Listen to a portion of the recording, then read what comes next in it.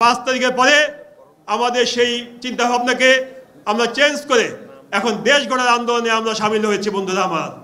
সুতরাং প্রত্যেকটা শিক্ষা প্রতিষ্ঠানে আপনারা যাবেন, সাধারণ ছাত্রছাত্রীদের চাওয়া পাওয়াকে ধারণ করে, সেন্টিমেন্টকে ধারণ করে আপনার আগামী দিনে ছাত্রদলকে কীভাবে শক্তিশালী করতে হয় সেইভাবে আপনারা ফর্ম বিতরণ করবেন এবং আমাদের ছাত্রদলে সামিল করবেন।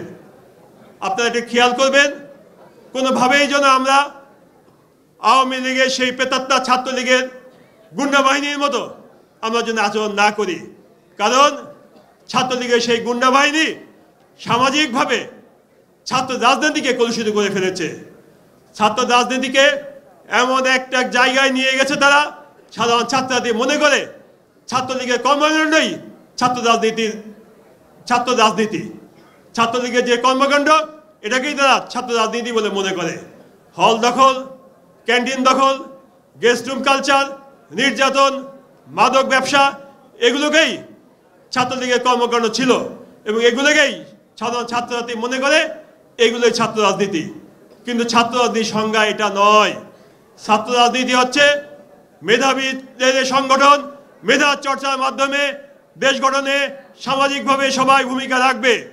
এখানে কোনো মাদকের ব্যবসা থাকবে না, হল দখল থাকবে না, ক্যাম্পাস দখল থাকবে না, প্রত্যেকটি শিক্ষা প্রতিষ্ঠান ভীতির রাজ্যে পরিণত হবে না।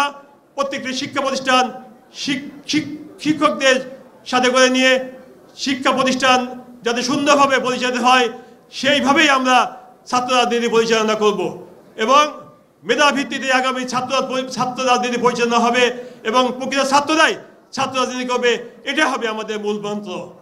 সুতরাং আপনারা খেয়াল রাখবেন, কোনোভাবেই ছাত্র রাজনীতি যাতে কলুষিত না হয়, কোনোভাবেই সাধারণ ছাত্রছাত্রী যত ছাত্রলীগের মতো আমাদেরকে মনে না করে সে ব্যাপারে আপনারা সচেষ্ট থাকবেন, খেয়াল রাখবেন।